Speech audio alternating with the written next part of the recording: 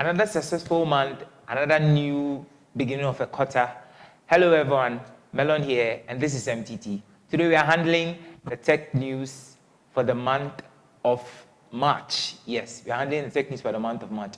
All the happenings in March, we are going to run through them, and let's keep you updated. Without wasting much time, let's get started.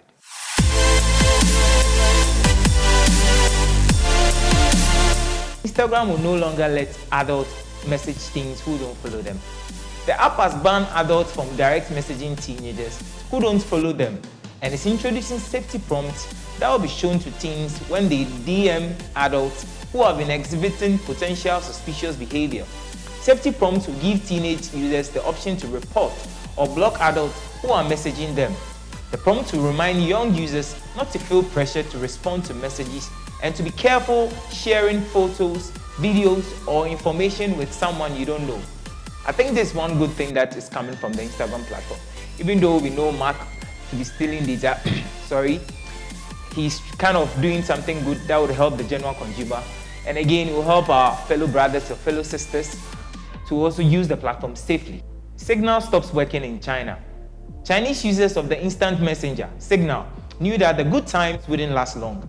The app, which is used for encrypted conversations, is unavailable in mainland China as of the morning of March 16th, a test by Techcrunch shows.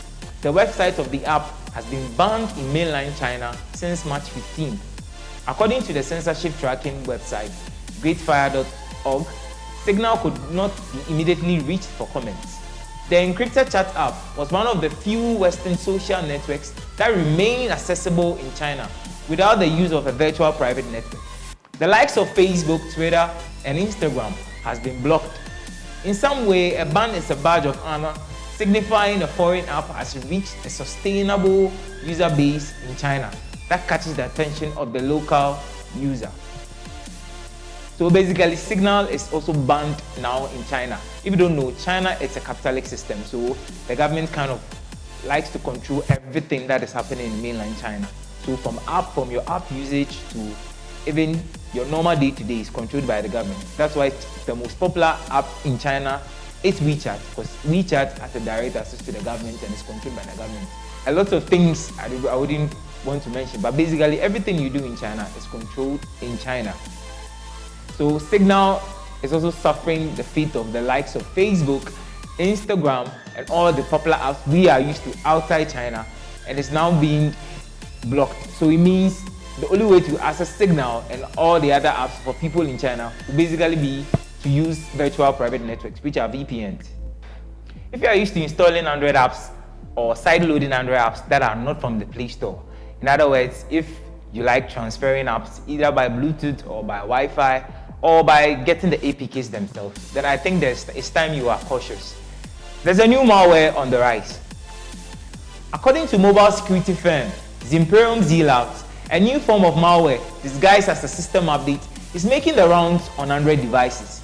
Instead of actually upgrading users to a new version of the operating system, the malware commandeers the phone to take advantage of several functions.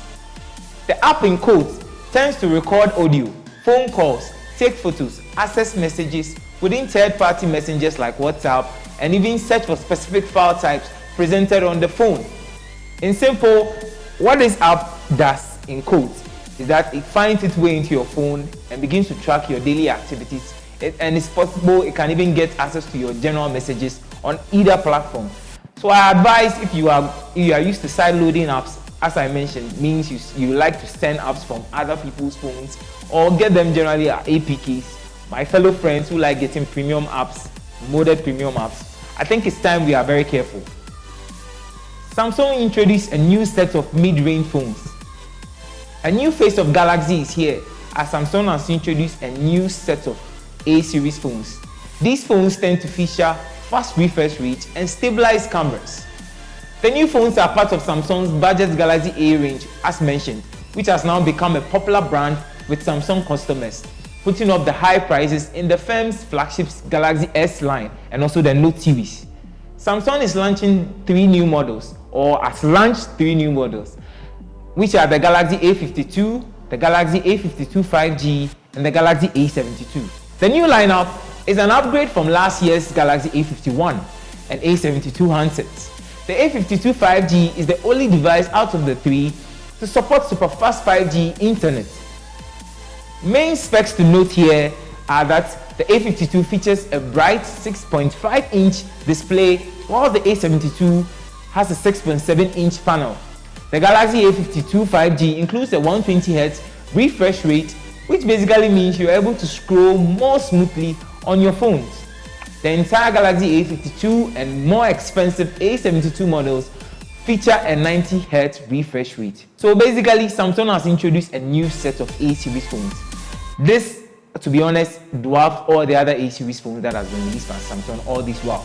Because these new phones tend to have refresh rates and a stabilized camera. Now, these features, as known, are flagship performances for the S series and also the Note series.